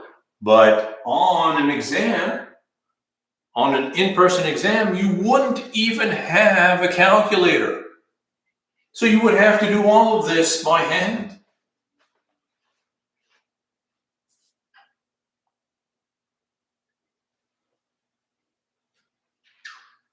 All right.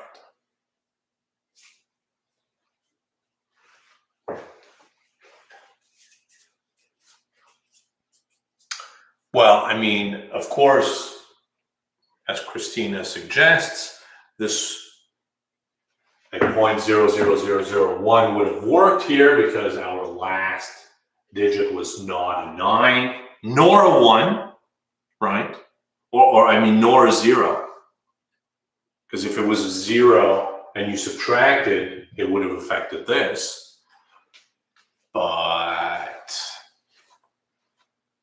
yeah, but I mean, we wouldn't have known before doing the work, correct? Yeah. All right. Thank you all for coming, folks. I'll have office hours if you want to continue the discussion. There are office hours. I've posted them there right now. I've posted them on my courses. I've given a link to Zoom.